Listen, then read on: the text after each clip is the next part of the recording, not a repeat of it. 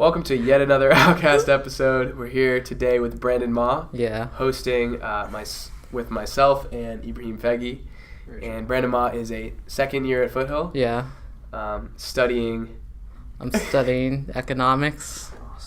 Economics and maybe international development. I'll see. Oh, wow. Yeah. Cool. I want to see, yeah. Nice. For sure. So... I'm sorry, I'm like in a weird video. You nervous, man? So we met in the sociology class. Oh, yeah, the sociology. Oh, yeah, Professor Gibbs. Yeah. What did you think about that class? Professor Gibbs, she's very nice. She's nice. Great lady. Yeah. Yeah. She's very passionate about. Yes, very Canadian. Very Canadian. Oh, she's Canadian. Yeah. So. Socialist. Yeah. I think she was more of a her line of thinking was, I think, more in line with socialism than capitalism, probably. Okay, listen. Drop some knowledge, Brandon. Listen, I don't want to say anything because I got an A in that class. Yeah, She's very nice lady, amazing. You should definitely take her. Her class was not that difficult. Yeah. Well, here's the thing. She might watch this, so, you know. That is true. But just comment on some of your... Okay. Yeah, you have some... Yeah, you don't talk about the teachers, but just the material in the class. But the thing is what you said. Yeah, what you said. Okay, explain your story. Okay, so we were talking about... we're talking about income inequality. Income inequality. Right? Oh, yeah. And then she was talking about how the majority of people who are in a lower economic status are there because of the system, right? Yeah. The system put them there. And it's all structural. And that makes sense. And then I think I raised my hand and I was like, aren't some people poor because they made bad decisions? And then she was like, I don't know, how did she respond? No. She said no. Oh, she just shut you down. Yeah, kinda. No. She didn't really open it up to discussion. Yeah, it wasn't a very... Did you try to discuss? Well, I should have probably chilled out too, right? I don't know. Wait, so tell me what happened. Well, let's hear the unobjective. So, I mean, I don't know how unobjective I can be because I was in the moment. I mean, objective. Okay. So maybe you should give this Ibrahim, what he was doing. I heard the noise from the back of the class. There was this kid. I didn't know who he was. And then basically, what happened was that, Ibrahim, he raised his hand and he said, well, I don't feel like it's all completely, it's not everyone is necessarily poor because of a structural thing. It's some people are just lazy. Some people are there because, they're just stuck there and it's their choice and they have the have the agency and power to get out of their situation. It's just skeptical. They're there just because of their psychology and how their mindset is. It's kind of basically what you said. And then what did she say? She just said no? She was like, well, I think because she had just shown statistics of children being born to poor families. So I think she was the timing of what I said might have not been good because she kind of took it as like, oh, these children are poor because of they're being lazy. Yeah. And so I kind of get maybe how she probably almost some miscommunication going on. Mm-hmm. And then we had a little discussion, a little back and forth. I don't remember exactly. She said, "Where's your data?" Oh, she said, "Where's my data?" Yeah. Where's your data? And I was like, "Well, you were just introducing a theme, right?" Yeah. I think my side was like, and then because then we had two meetings together. The dean opposing argument. And she was like, "Oh, my problem was." I was totally cool with you bringing up the point, but you didn't bring data to back up your point. Well, can't you just say a point and then discuss it in class? Yeah, you're there to learn. Exactly. Right? You don't always have to come with a freaking big piece of data. Well, that's one point, because I'm in an in-class discussion. I'm not claiming to be an expert on the subject. She's the expert. I think she is. So, I'm not and do you need data for a statement like that? Say, are some, let's say one person is poor because of a bad decision. Then was she saying extreme case? Yeah, she was saying no. She was like, I don't remember exactly. All people are poor. All people that are poor are structural reasons. Because of structural reasons. So again, lovely lady. Yeah. no. We're not disputing her character or anything. But just what went down. Yeah. So that's what went down, and the thing is about that. What I've always felt is like, inequality. It's always going to be there, right? Yeah. But inequality doesn't mean things aren't necessarily. It's not equitable. Equity is equality of opportunities, right? And just because there's inequality, there's not evidence of inequity. Yeah, there's an important distinction there between equity, which means people are given the same chance to be successful. Same opportunities, right? And equality, which is equality of the outcome. Which some people want to equalize, or that's, is that the whole? That's pretty much the whole social. I think that's what Sony was telling. You know, Brian Evans. Brian Evans is supposedly like a very good economics teacher. I think Sony was telling me that he was like emphasizing in their global econ class or something that he's all about. He says that it's way more impactful to focus on opportunity, so equity, than it is inequality. I don't know. I don't know much about it, but that seems like it would be. Yeah. So wait, inequality is just inequality in like socioeconomic status, and equity is inequality. Equity inequality is inequality amongst opportunities. So equity is equality of like there's equal opportunity, right? Everyone has a chance to succeed. You're born here, and then you go through like and obviously people will have different statuses they're born into, different situations. But the whole idea is that equity, I guess, is equality of just everyone has a chance. Everyone gets schooling, and maybe it's and one of the issues now is it's not the same schooling, right? I went to school in the hood over at East Side, Mount Pleasant. You weren't in that district, right? But I live in Evergreen. Okay, so I live in Evergreen. That's like South San Jose. Yeah, Evergreen, South San Jose, and it's a nicer area. But I went to school in East San Jose, which is like the bad area. Because my dad sent me there because when I was like 14, he thought this kid's he's just like lazy and it's like too privileged or something. Yeah, lazy and privileged. So he said, I'm sending you there to man up, basically. Was that a good experience? Do you think it? Oh hell yeah! Oh really? Yeah. Do you think it built your character? Yeah, hell yeah. Just because was it really tough the first couple years? How tough of a school is it? Well, I mean the schoolwork's easy. They make it easy. Tough is in environment. Tough is so the environment. It was just like I just had to blend in. That's what I found out, and it's just just kind of blend in, and then don't make too much hassle with everyone. Yeah. But the thing is, eventually I got to know people, and eventually I like knew all the like troublemakers. Oh really? Yeah. So what kind of trouble were these troublemakers making? Like, just like give us like a snapshot. My friend burnt down part of our school. What? Whoa. Your friend? Yeah. Like how? How? What was his motive? Well, okay. So, should I? Okay, yeah. Well, I mean, I'll tell this. I'll prosecute him. Okay, I'm not gonna prosecute him. But has he been caught for this? Yeah, he was caught. So I mean, okay. There's kind of a story behind this. So he used to have like a stash of I don't know if it was drugs or anything, but he has a stash of like porn. Everybody gets porn? No, like he worked at the. So this is such a weird story. He worked at the YMCA, and then he would print out these like like porn. Like chicks? Yeah. Oh, print them out. Yeah, print them out in the YMCA. Yeah, but using that's because I don't know. It's like these guys are like behind over at the hood. It's like they only have so much technology. Oh. So he didn't have a smartphone. That's a plug. Wait, that's a grind right there. He used a YMCA.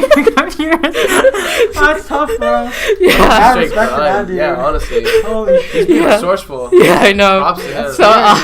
So somehow he made this. There's a shed and like all the things he could have stashes of though. Yeah, there was a shed and he had like this locking mechanism, and that I don't know. Somehow it was just he like hollowed it out or something along those lines. And then basically, I guess one day he was hanging out with his friends. His friends were like always high, I guess, and somehow one of his friends like the shed caught on fire out back. Oh my! God. This was at the school, the shed. It was at my school, the shed. Whoa! And then what happened was, I was in my animation class. That's what I remember. And then I looked out, and then everyone was looking outside, and there was like this big stack of smoke, like billowing out, billowing out in the back. It's a shed, so it's not the main school. Yeah. So that's what basically happened, and I was like, oh hey.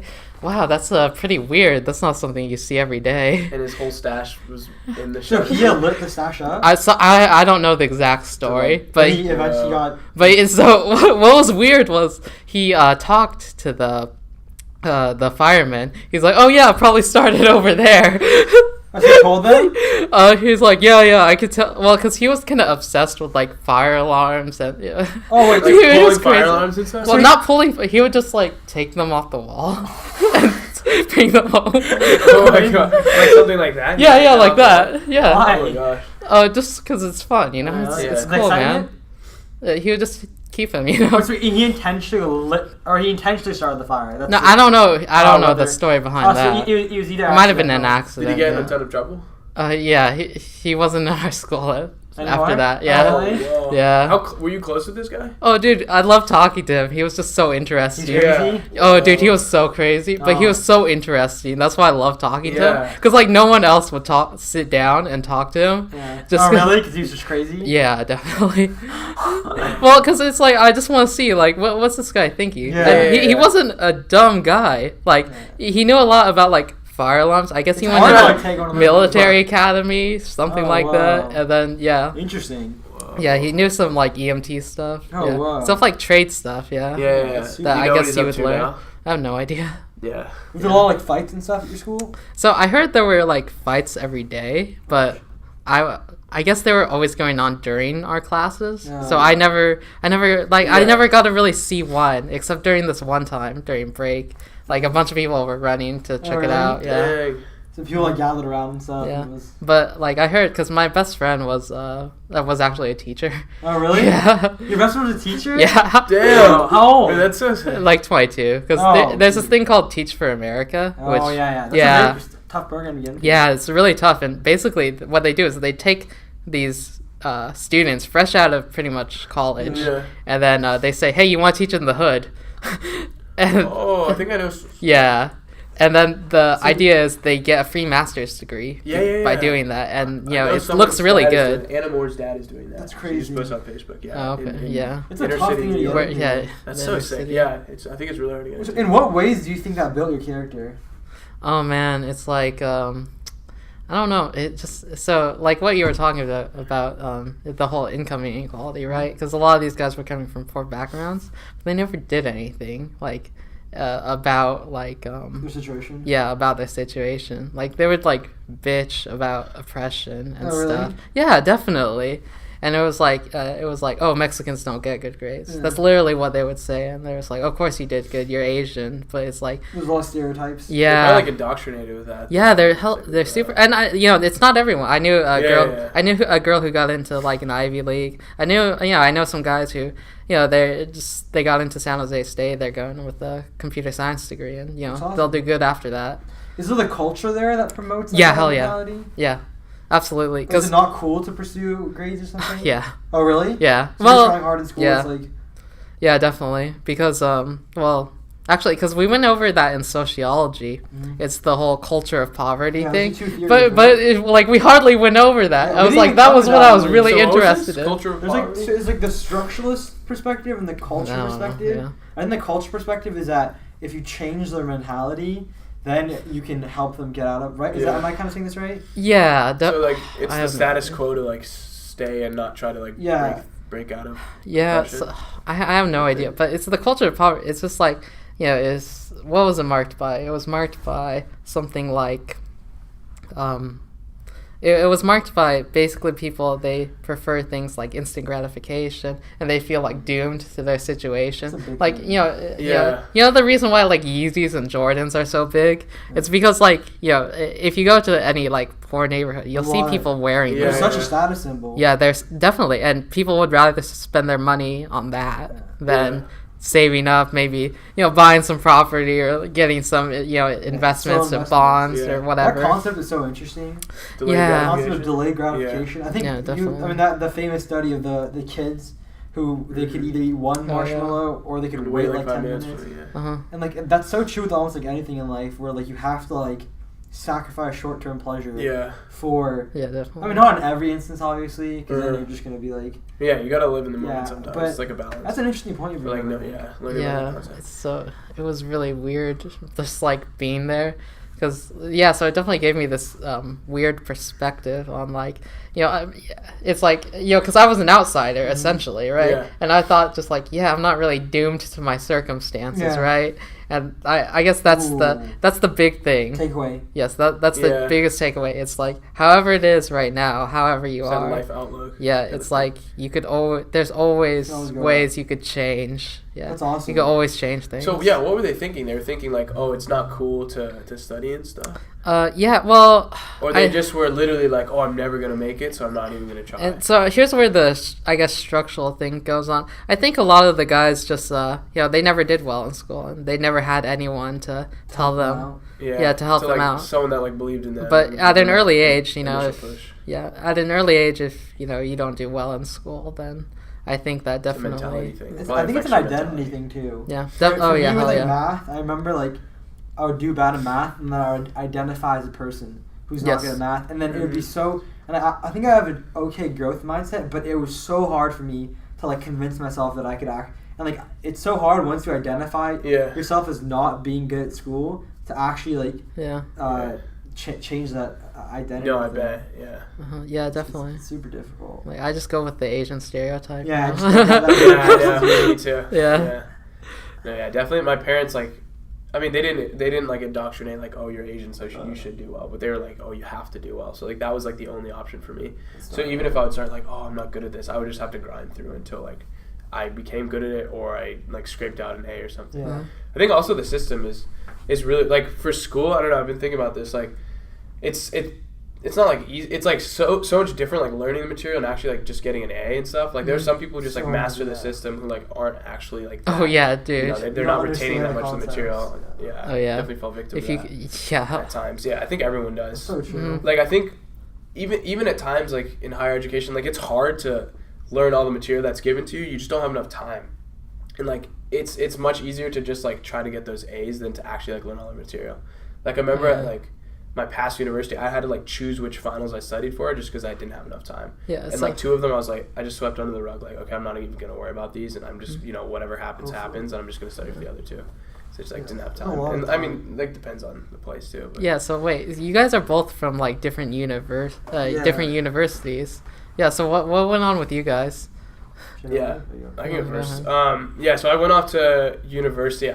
The biggest thing for me, I think I just like wasn't really ready to go off to university. Oh yeah. I definitely think like I grew up with my hand held like a lot. I think and definitely like the bubble. It was like a little bit of like my parents helicoptering over me and like monitoring everything that I did and like getting that gratification from them. Yeah. They didn't send me to the hood. Yeah. Honestly, like that probably would have been better for me too. I can't speak for it because I haven't been through stuff like that. Yeah. But like.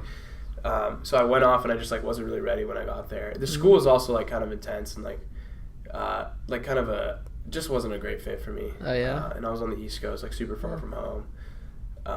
Just not really ready to be independent, be on my own. So I had to come back and like reset a bit. But I'm super glad that I did. Foothill's been awesome. I think Foothill's a great community college in general. I think needs to be like marketed more. Like I had no idea like Foothill had all these like resources. You ever watch like that TV show Community?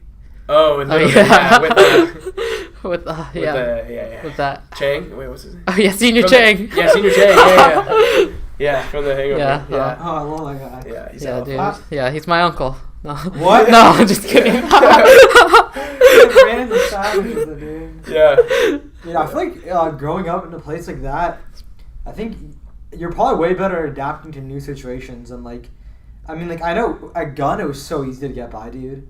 No fights, like there's really like no like. Easy to get by in like certain. Yeah, I mean easy to get by and like nobody's gonna mess with you. You know what I mean? Like. But but listen, like safety wise. But But there's different like social things. Like I hear my friend, like my best friend over my teacher. Yeah. So he was all like, oh yeah, I went to like a really good school, and he said that. It was really weird because you were forced to do really well. Otherwise, people would make fun of you and stuff. Yeah, so it's a different type. So I think it's like it's like a whole other perspective that you're just like zooming in on. Almost like the problems that you would probably face at that school, like not getting involved in fights, not getting involved with like the fire that happened at your school. Like that's so different than like getting a B on your test or like not being invited to like a party or something or not getting a text like within 5 minutes from your friend or something. Like the worries. I don't know why those things were just so like, but like I think.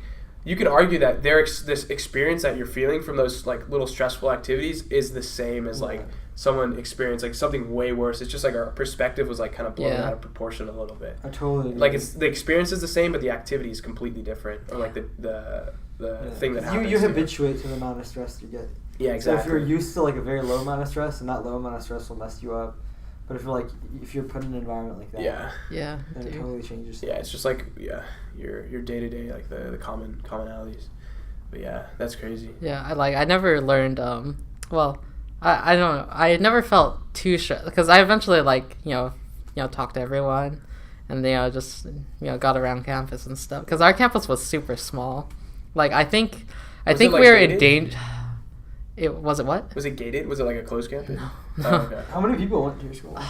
Let me think. I think my graduating class was like maybe 300. Oh, that's 350. Ours was like 500. Yeah, ours was pretty big. Yeah, so it's like everyone knew each other. That's awesome. Eventually, after all those years. Did you become really close?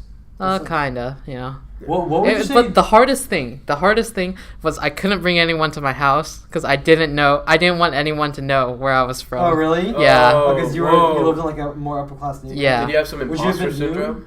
Yeah, hell yeah. It's not like I got into rap or anything really heavily, but it's just that I just felt I can't really hang out with anyone outside of school.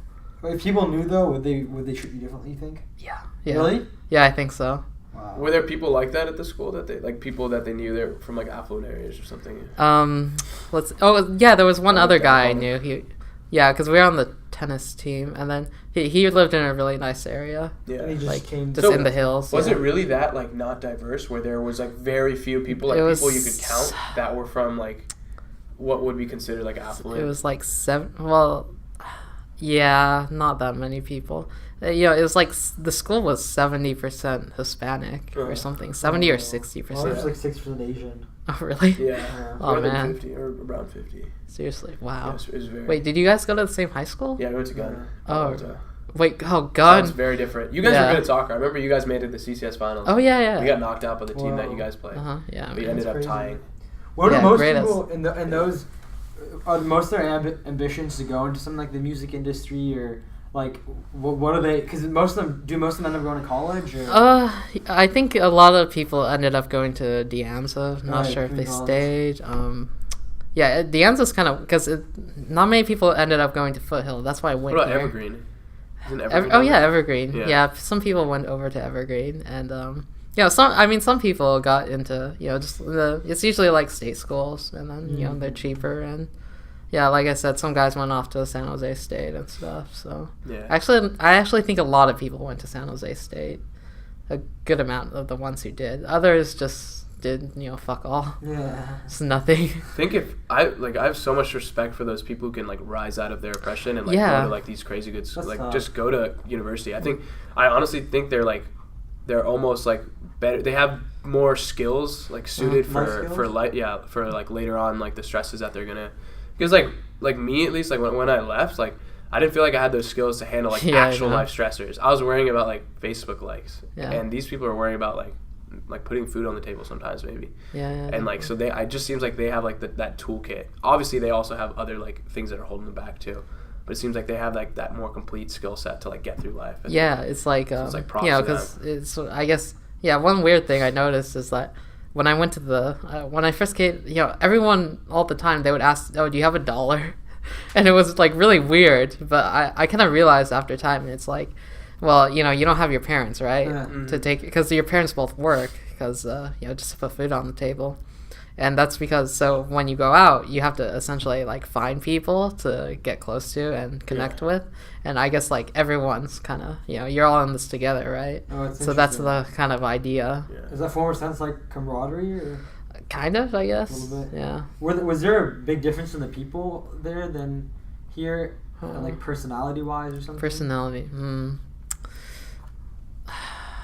I mean, like, we had nerdy kids, definitely. It's like a wild mix. Yeah, we had nerdy kids, and then the weird, like, stoner, like, music kids, and then, what else? And then, we had the cholos. I guess we don't have that here.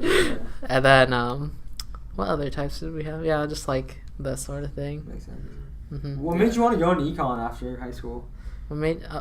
just seeing what happens when there's poor economics. Oh, really? Yeah. Was that something that... Yeah, hell yeah. Huh? Yeah, definitely. What do you mean by that? Like... Well, I mean, it's the whole idea of the philosophy, I guess, after my high school was that I'm not going to be like everyone else here and just like doom myself to a certain situation. Oh, interesting. Yeah, so it's like I was thinking what I have to do is I have to do like basically the best I could do. Mm-hmm. Yeah. It's like I have to like you got to hustle. Yeah. Do you feel like you're running away from that? Or is that like a motivation? So a bit, and yeah, it was pretty motivating, definitely, because after like I guess 4 years there, you kind of see all the thing, I guess, especially as an outsider. Yeah. Although I don't like to consider myself an outsider. You're part of the community too. Yeah. Definitely. Yeah. Wow. We also had Anthro together. Oh yeah, Anthro. What do you think about Anthro? Okay, so Anthro was fun. Interesting stuff, honestly. Yeah, that was a fun class. Who's your teacher? Catherine Marr. Oh, yeah. I thought Catherine Marr was pretty like open to like discussion. Yeah. To a large extent. Yeah, she was more open. Like we had some cool debates in that class and some cool like discussions. Which one was that? Physical, cultural? That was cultural. That sounds interesting. We learned a lot about. There's some interesting. Like she said, like sex is entirely culturally constructed or something. Really? Remember that? And I was like trying sex? I was trying to argue with her. Wait. Oh, okay, yeah. Yeah, the Bill Nye thing, right? Yeah. Wait, what? It was. How's that? Yeah. Okay. Because she was like, so basically, we culturally assign your sex because. Sex is in that. I thought you meant like the act of. No, not the act of okay. making a baby. Yeah, I was thinking that too. Oh no, sorry. Yeah. Yeah. No, like dirty minds. Yeah. Get out of here. She was saying like sex was like a cultural construct, because like you could be born like intersex and then like then what? Yeah. Like, or she was exciting these like really like sex or gender? Sex. Yeah, that's. I mean, gender is. Isn't sex physical? Sex is what? But she was saying, sex is the chromosomes. Yeah, you know? Yeah. She was like, and then I was like, yeah, what if it's just X, Y, XX or whatever, right? Yeah. Did I say that right? Yes, you did.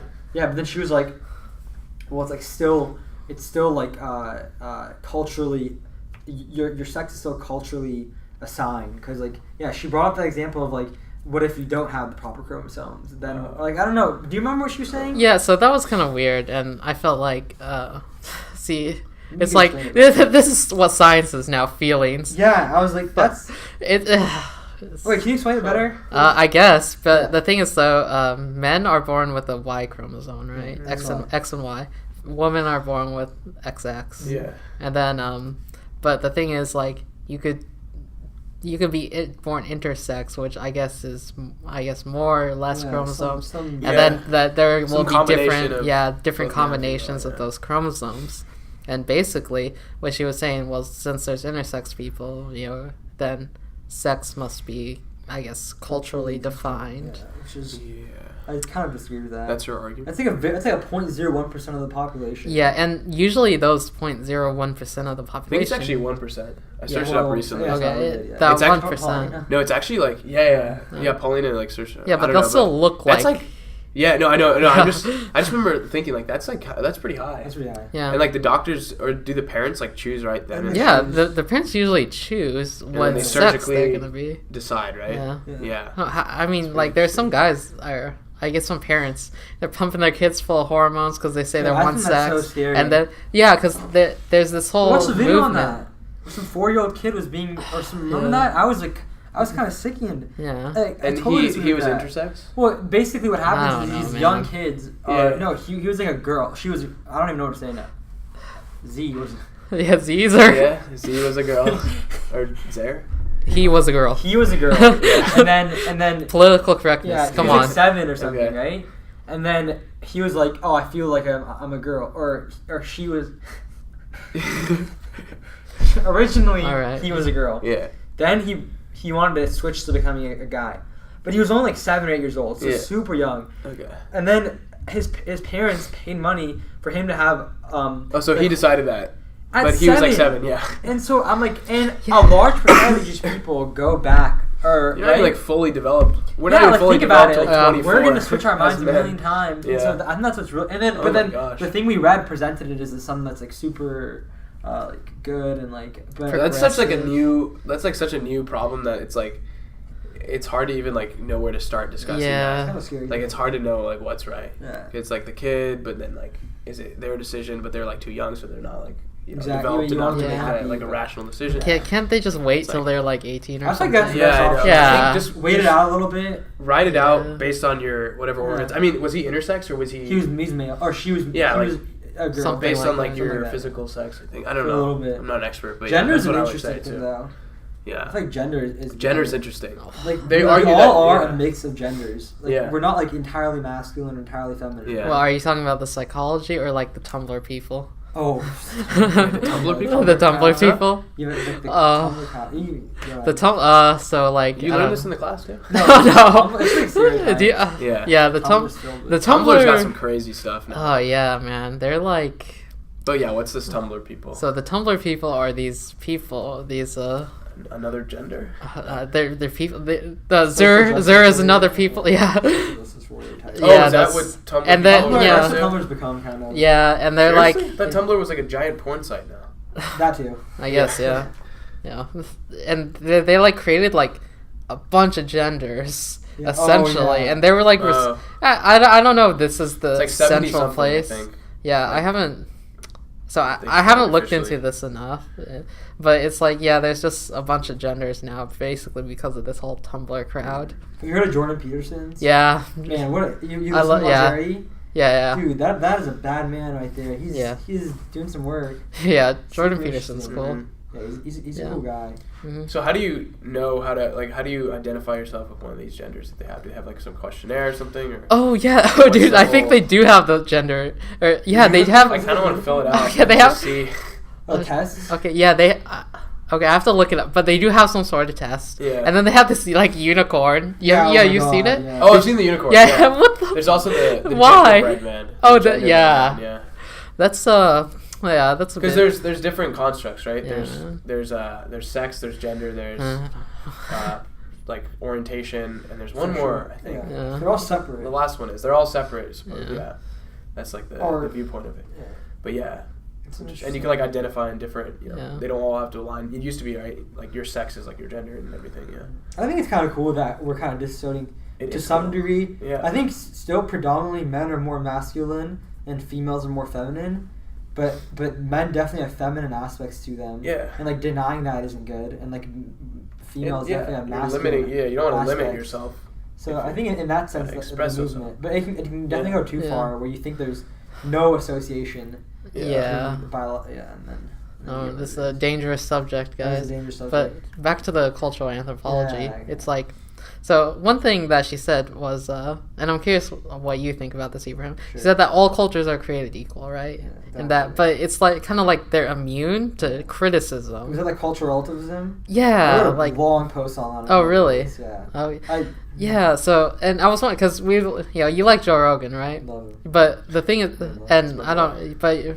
Where's your family from? Your own. Yeah, so you said your family was sometimes they would say some things that were kind of sexist to you. Yeah. I mean, my mom and especially my grandma, just because of the culture she's born in, definitely views women differently than men. And like she said it to my sister, like it's like but like she she's been like the whole culture thing. I guess is a specific example, but.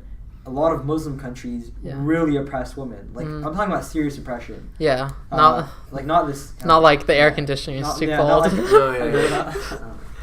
But and so like a lot of them are like our internal temperature. We're more comfortable at higher temperatures. So you guys are oppressing us by like not. I have not heard this. Yeah, so women are more comfortable when they're hotter. Yeah. Or no, when the women have a higher body temperature, men have a lower body temperature. So when the air conditioner, what? Or no, something less, like that. I don't know. Like that. I'm not sure. But it's too cold. My grandma was like, I think just because of the society she's grown up in is she views women a lot differently than she views males. Not necessarily, but definitely inferior in some aspects. The whole cultural relativism topic. Yeah, I think it's important from the point of trying to understand a culture to view a culture, to not judge it, but. At some point, I think you have to, like, you can't say that a culture that's, like, doing female genital mutilation, you can't, like there is some absolute morality to that, right? like it's not all relative morality depending on which cultural framework you're in. Oh, was that the that was a theory of like cultural relativism? That morals are developed from exactly. Morals are based on the culture. culture they're in, and so like females that's not like a morally bad thing within that based culture. on other things that are going on. So we can't, as a Western society, judge it. So what do you think about that? I think that's fucking ridiculous. Yeah, because I mean, the thing is also Joe Rogan. So he always talks critically about like that's what he does, not me. But he talks critically about like Islamic cultures, I guess like Muslim cultures, and there's so much the whole stuff going on there. Sharia. So I was wondering what you think about like how Joe Rogan kind of talks. There's a couple episodes that kind of pissed me off. One of them was like this dude presented the statistic on how a lot of Pakistanis are in like Gavin McInnes. I got a little pissed off. Yeah, that dude's. And then he was claiming that. So basically, the study was that was a little fucked up. 50% of Pakistani people are their parents are like familially related, and so because of that, people from the Middle East are genetically like messed up, and that's a very that's a super racist argument. You're not even doing it from a culture perspective anymore. It's like arguing for eugenics. That's like a very genetically and like and I think Joe should have definitely, and he just accepted that study very easily. I think on some he wrote off of that field Joe. And then the Joe was like, oh, it's so interesting, like whatever. Wait, I mean, some of the things that's going on in Muslim countries is without a doubt disgusting. I mean, like, the treatment of women, for example, they're, like, so oppressed. So, like, stuff like that. But, some of this, that Gavin McGraw thing, and it got a lot of likes, which kind of pissed me off. Really? Yeah. Well, he's a little dude, the little pen in his... They just roast... What does he do? Gavin McInnes, he's pretty interesting because he's like this... he's the Vice Media. He's the co-founder of that. Oh, really? Yeah. That's do you guys like stuff on Vice? Yeah, Vice is really interesting. I think it's they have a cool thing on Atlanta and like trap culture. It's pretty cool. Oh, really? Yeah, that's cool. Yeah. But and somehow I don't know the exact story, but now he has a radio show basically, and where he just talks about. Well, I don't know exactly. I haven't listened to it, and I actually. I'm interested in listening to more of him. I just want to see that perspective. But apparently he's pretty right winged, and his radio show's kind of pretty right. I guess I would say. So I think being from a Muslim country has given me because like if you had said that about let's say like North Korea, and then I'd be like okay, like, but now that I realize, I guess now I realize it. The benefits of some like left wing values is like because like when you're talking about somebody else's area of where they're from, and even if it's like a scientific report, even if it's like true, I think it's important to like I don't want to say shield the truth. Like if that study's real, then okay, you got to say it. Yeah, but the thing is, like, even if that study is real, how do you study that? Like what inbreeding does in humans, because it's like exactly. the differences. What's the extent of that inbreeding too? Because like I guess humans are all inbred, right? Essentially, right? Yeah. So it's like, what exactly does it do? That's what we don't know. And then he was making shit up. Yeah, he's connecting that to cultural inferiority in Muslim, which he's making genetic, which is I mean, it's just it's not good science. It's pretty outlandish. It's not good science, and like. I don't know. There's some areas where I think right wing people are a bit insensitive to. Not that I really. I mean, he can say whatever he wants. Like. Yeah. But. Yeah. Yeah, that was a little fucked touchy. Up. It was a little touchy. Yeah, but I think.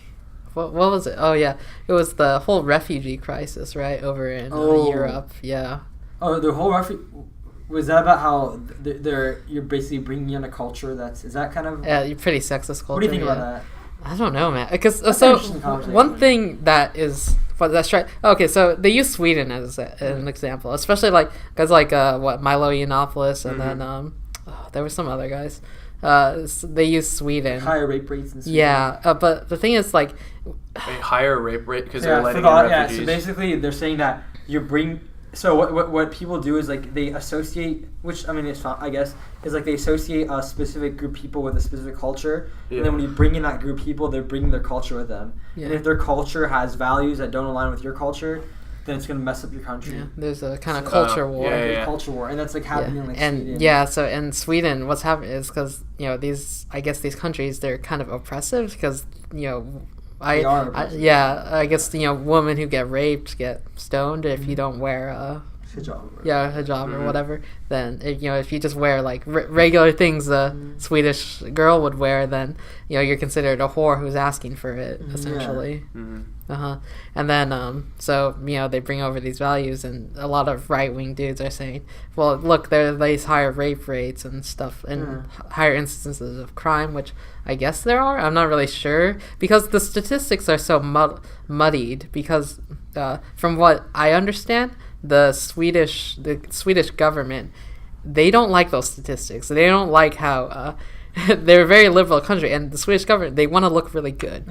And they don't like those statistics being out there. So what I've heard is they're not allowed to report race on reports or the statistics. Interesting. Or government statistics. And they're also what was it? They're also one thing is what is considered, I guess, rape in that country. It's different. They're stricter laws. In Sweden? Yeah. Yeah, that makes sense. Yeah, so I guess the instances would go up for that reason. So I'm not. It's really weird because just the statistics aren't there. So you can't. It's like the topic of like preserving your culture and like cultural purity or whatever. But like that can be kind of dangerous too because if you like that's like a lot of what people like Milo Yiannopoulos are saying is like that America has the best culture in the world and that we can't be bringing in these immigrants who are gonna. So he's not making a race tarnish argument. the culture. Yeah, who are gonna tarnish the culture. I don't know, man. I don't know if I like that view of the world. I mean, I guess you can't disagree with some of the statistics for sure. Yeah, that's kind of how America was made, though. That's how our culture was made. We're the melting pot. From different cultures. Yeah.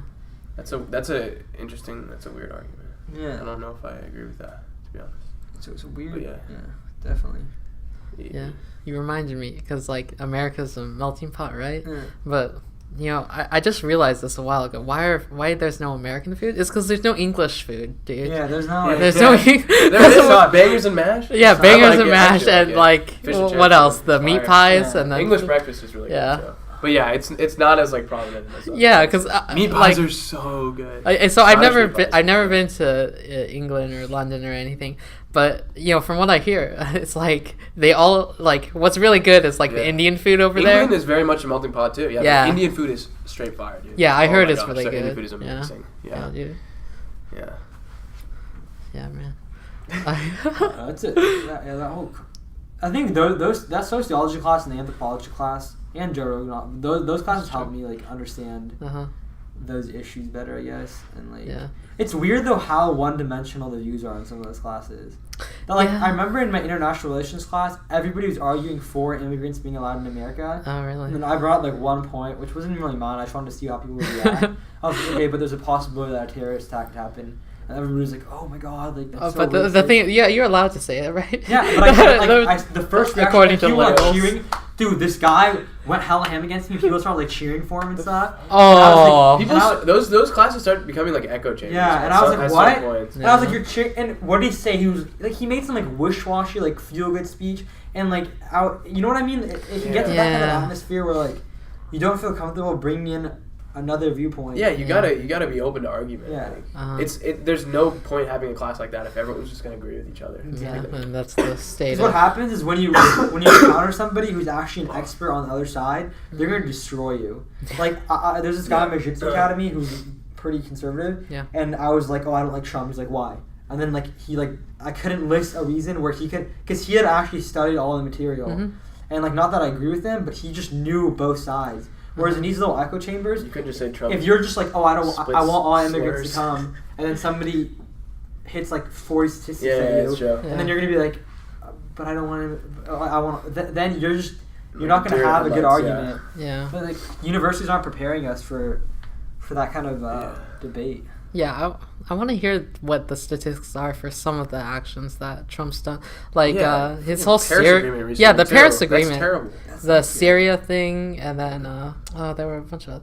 I think one thing. The ban stuff. One thing is especially in Silicon Valley. I don't know. There's a lot of H-1B visas here.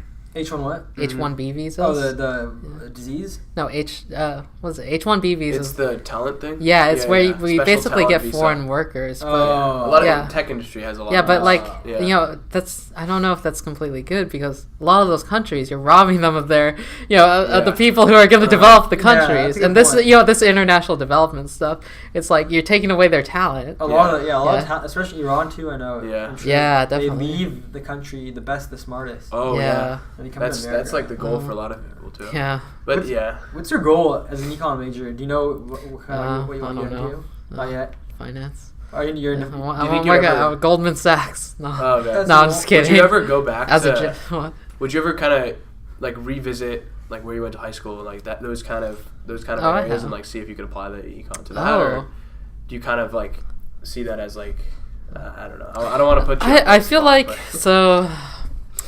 You know what? If there's one thing I think those schools need, it's way better schools. There needs to be a lot more investment into the school. Like tutors and stuff. Yeah, just like tutors. So I think like tutors, even daycares, even just places where you can put your kids. Yeah. Because like, I think those places and there are programs like that where they put these awesome schools in basically the hood, and those kids end up doing really well. Yeah. Especially, there just needs to be like more of that. They're just better schools, man. I think that's definitely the thing, and that's that's the one part we can control. If you can't control culture, you could at least control. The government has control over schools, and that's you can't control how a person is raised, if they're abused, whatever, molested. Or they just grow up in a culture that's garbage, basically. But all cultures are created equal. But better schools. I think that's a solution. Yeah. So I don't think it's completely hopeless or anything. Yeah, there's definitely a path. And that's where things like but Khan Academy and stuff are kind of leveling the playing field. Yeah, definitely. Where like you don't have a private tutor, you can kind of watch these videos and go. I mean, I don't know how much it helps realistically because you have to have motivation to go to. Yeah, you've got to have those like devices, and you got to have But I think it's a lot easier to have those. Than I think you could just go to the library, or even the library and like use technology in some aspects. Hopefully, will lead to a world. I feel like the cultural part is like such a huge part that that's like that's not something you can control. Yeah, because like some kids might just not want to go to the library because they might be frowned upon or bullied by their peers. Like, or maybe some people are just lazy. That's always a thing too. I wonder what motivates people in like gun, for example, where people like maybe to even to get not very healthy, motivated by grades. It's not. Yeah, I think a lot of the motivation at gun is wait. There's a drug problem at gun, right? Yeah, I think Adderall and stuff. Oh yeah, Adderall. I think Pally was way more prevalent. Was it like a problem? I don't know if it was like a problem. I think Pally was a problem. I think Pally now. I think it's like even more of a problem. These kids are. I think like even some of the middle schools is like breaking into that. Yeah. I wouldn't call it like is it a problem? I mean, a lot of I guess. I don't know. Maybe bigger drug problems like in other neighborhoods. I mean, with Adderall is pretty bad, huh? Yeah, it's something like that. I mean, it has its uses too. Yeah. Yeah.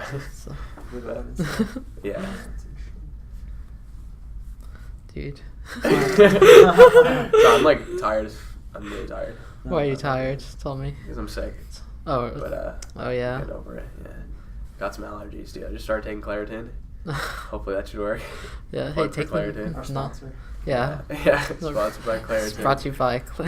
Brought to you by Audible.com. Audible. Gosh, Audible, dude. Out of nowhere.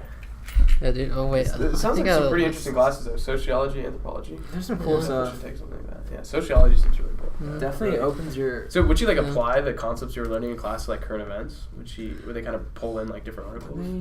Because my econ teacher in high school did that, and that was like the best class ever. Did we do that? Did we do any current? Nah. I don't think so. Did we ever a current event assignment? But you had like case studies, right? That yeah, you got, but they were from the past. From the past. Yeah. Okay. From the past. Definitely the past. Gotcha. Yeah, but I think it's those classes are important just to be like politically informed. So you know what some like the underlying principles behind like some of these schools of thought. Yeah. I think like the political philosophy classes. I'm taking that.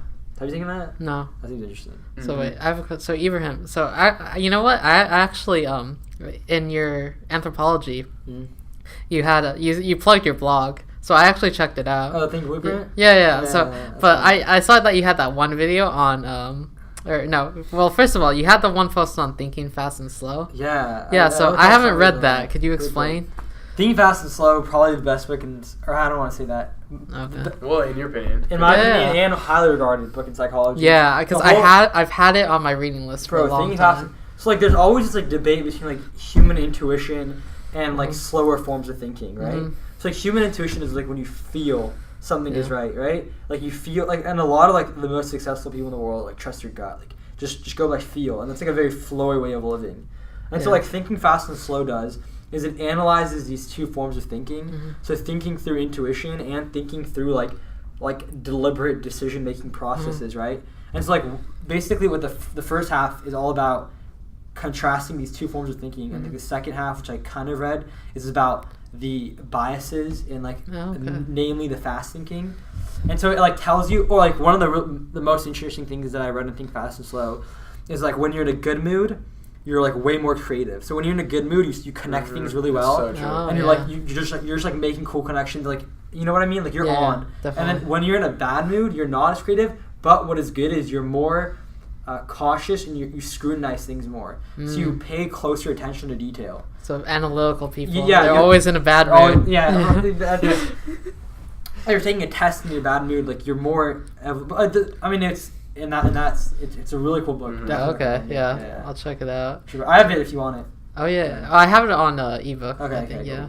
But so, and the other thing was on your blog, you had this video on the Soft Society, right? Oh yeah. That was good. That was really good. Definitely.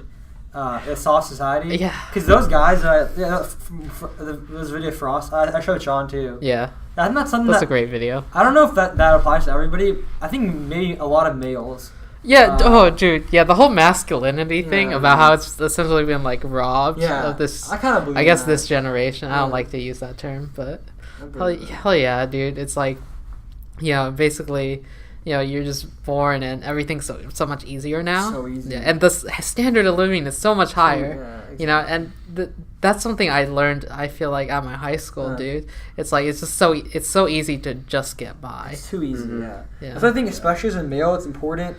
I think it's important to do things that make your life, like, I think, like, I'm trying this, like, intermittent fasting thing, like, not eating till, like, 2. Like, but, like, you're programming eating these, like, artificial, like, things that make your life more difficult. Like, you know what I mean? And then that'll, like, build your capacity to, like, endure these, like, whereas right now, you can eat food whenever you want. And, like, when it's so easy to get by, it opens up. You just have so much more time and energy to waste, like, worrying about other things, too. There's a saying, discipline equals freedom. Jocko Willink. Yeah. Dude, I've been listening to so much Jocko Willink. Yeah. I used to hate discipline, dude. I used to be like, if you have to force yourself. Remember I was telling you this? I was like, if you have to force yourself to do it, then you shouldn't do it. Yeah. I mean, he has a book, too, right? Yeah, he's something. Extreme Ownership? Oh, yeah, Extreme Ownership. Okay. I need to read it, too, dude. What's it about? It's him like discipline. Discipline, definitely. I think it's like training or in the military or something like that. And how to apply it to your life or something. Mm-hmm. I think discipline is so important for like mood management, because like if you're not if you can't like set a routine for yourself and like set like things out for yourself, then you're every little thing is gonna like totally mess up your mood. Mm-hmm. Whereas if you're like disciplined person, I think there's like different like archetypes too. Like people have different like that's totally some people are like so free like.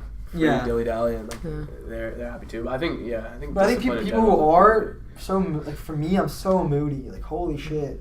Like for me, disciplines help me. Like be a little more. I feel you. Same here. Yeah, but it's nice having that structure. It's like the part, I guess, in the hero's journey, right? The hero's journey. It's like the part where Luke Skywalker he's training and what was the planet with Yoda. The jungle. Yeah, the jungle planet, and it's like you need that one experience, and then you feel like you could do it. You could do anything, right? Yeah. Those archetypes are so interesting. Yeah, that's cool. Or like how religion is really a reflection of like. A good way to live. Why does nobody talk about that? Yeah, it's like because these atheists are like fucking. They're too one-dimensional. The amazing atheists. Yeah, dude. They generalize religion to like one thing. Yeah, no, I think there's a lot of value. There's a lot of value in those stories.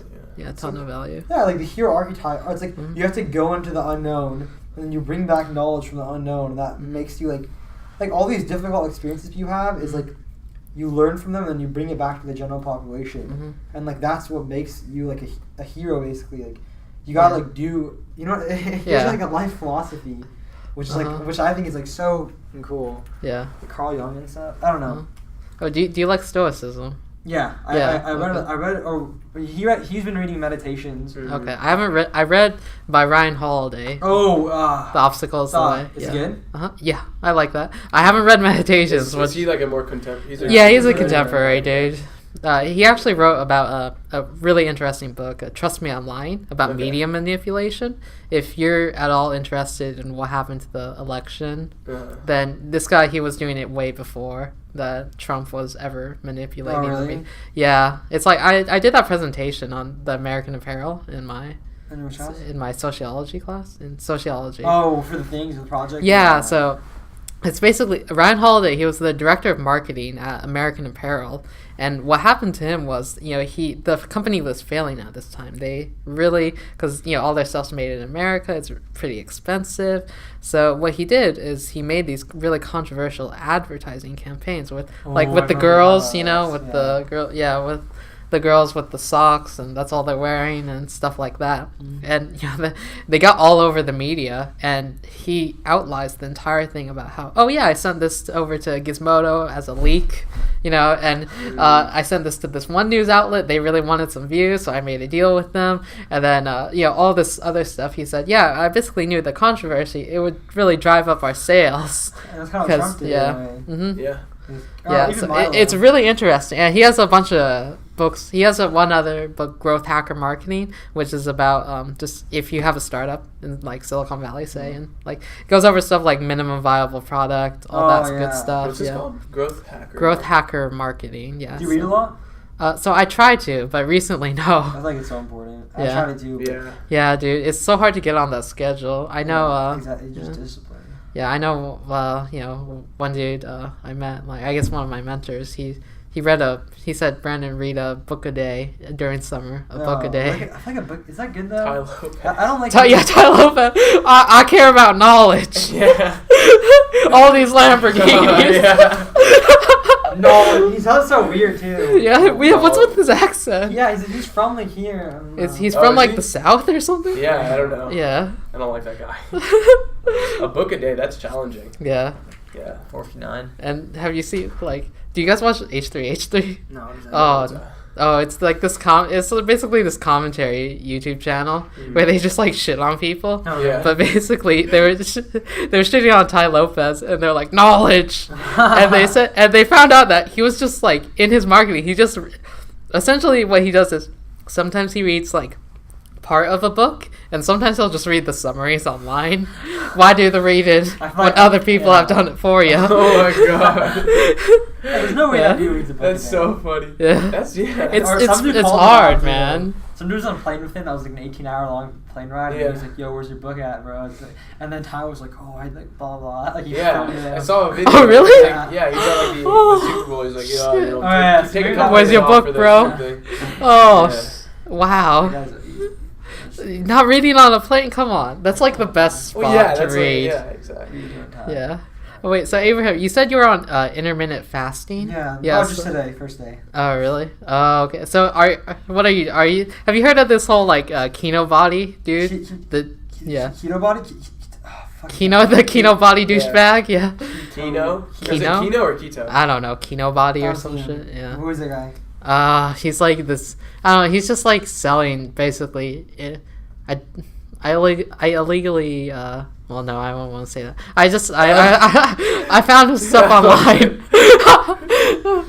I read about his stuff, right? And then he basically says, intermittent fasting, and he has this whole YouTube channel where he just does stupid shit. Yeah, and then he's like a vlogger. He's like a vlogger selling a lifestyle. Yeah. Oh my god. Some of those guys are. Yes, those guys are funny, but. Yeah, but anyway, so how's your intermittent fasting? I think what's the science behind it, if you could explain? I'm not even doing it for the I want to get a little leaner, but I'm more doing it just for the discipline.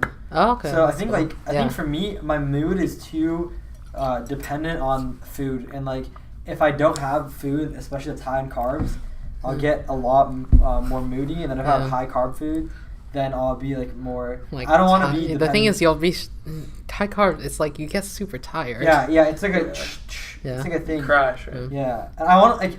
I want to be like what's it called? I want to be like comfortable even when I'm or does that make sense? Yeah. I want to be able to control my. You don't want to be hangry. I don't want to be hangry. Hangry. Yeah, I don't want to be hangry. I like that word. Yeah, hangry. Yeah. So I just want to. I'm gonna try to go wake up and then my first meal will be at 2.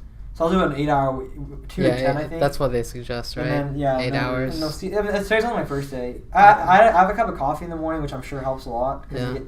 For me. So for you, it's gonna be 8 hours, and then just 8 hours of eating. 8 hours like packing and then, calories. And then 6 hours, and then 6. That's like 16 hours. 16 hours of fasting. How are your meals split in that 8 hours? I think I'm gonna do like 2 big meals. Okay. So I'll do like a huge, or maybe I'll do 2 big meals and a snack in between. Oh, nice. So try to get. Will you eat like right before you go to bed, or like 2 hours? Maybe because I have jiu-jitsu till 8:30. I'll probably eat right after that, and then. Yeah. There's some dudes do like 1 hour 23. Yeah, 1:20. I have a friend who starts 1 hour of eating. Yes. That's it. Yeah, that's it. It's like they have to have like one of those epic meal time, you know. Wild. I have a friend who's done it for so long he doesn't even get hungry. Oh wow! He eats at 7 and he has to force himself. Yeah. I mean, if you think about it, like when we're back hunting, right? That's what I'm saying. Yeah, that's kind of what it was like. What I was saying is part of being soft. I'm so soft. Whereas like before, if I didn't have breakfast and then I'd be in a bad mood, then I'd blame it on not having breakfast, and then you go on this downward spiral of like, oh, I needed that to be happy. But like really, you should be okay for an extended period of time. Yeah. Without food, you should be able to control your internal stuff. So I don't know. I'm just gonna try for a week, and then if I hate it, you gotta carry around those gallon things those hipsters water. carry. Yeah, that's big in Portland. How long does it take for it to like take into effect? I think Michael's get 1 or 2 weeks from it before you get acclimated. Yeah. To the have you done keto? Like I'm trying to come out of keto. Okay, so you're doing that with keto? I'm trying. Okay. I'm reducing my carbs, but definitely haven't eliminated them. Keto, you're supposed to have more fats, more energy. Right? Yeah. So like more the whole fats, Joe Rogan, he always talks about keto. Ketogenic diets. Yeah. Ketogenic. But it's like I'm trying to like replace like instead of eating Cheez-Its, I try to like. I had a friend who lost like 40 pounds on it or something. Yeah, it's crazy, like, man. Of, like less than 6 months or so. It was ridiculous. Your fuel source is supposed to be fat instead of carbs. Yeah, definitely. And so I guess, do you know the science behind it? The point, you switch your fuel source from the fat and the carbs, and then eventually you start burning ketones. Yeah. And then when you start burning those ketones, I think then you start tapping into your fat, your actual body fat as a fuel source. I'm definitely not well versed in the science. Yeah, because Joe Rogan, he always talks about these ketones. Yeah. He like drinks or something. Oh, he drinks ketones? Yeah. What the heck? And then something like that, because you could get your body to create more by drinking, I guess, those things or something. Yeah, and then the coconut oil, right? Oh yeah. Yeah. Well, what's up with that? I don't understand. I don't know, coconut oil has a lot of property, and I think it's like high in fat. Yeah, it's high in fat, and I guess that's. He drinks you cook with it or what? So for keto, I know you cook with it, and then for. I have no idea, but he takes like MCT oil. That's what it's called. Oh yeah, is that on its stuff or no? I don't know. Yeah, Joe's big into supplements. I'm not too big into supplements yet. Maybe I'll try that kind of supplement. MCT oil. It does something. I have no idea what it does. Yeah, I'll search it up. But yeah, it's like I feel. I actually never took biology in high school. Class. Yeah, I took remember like ketones from chemistry. Yeah, it's like I never took chemistry either, man. It's like I keep taking these fake sciences. Like I took forensics. Okay, physics. Yo, that's so sick. Yeah. Here? No, forensics at my high school. Yo. And then physics at my high school, and that was it. And then here, I never took anthropology. Okay, no offense to anthropology or astronomy. Yeah. Oh yeah, culture. Oh yeah. Physical might be a bit more. No, physical, actually, that taught me a lot about biology. I want to take physical. Yeah. I gotta go to jiu-jitsu in a bit. You guys cool with? Yeah. Wrap this up?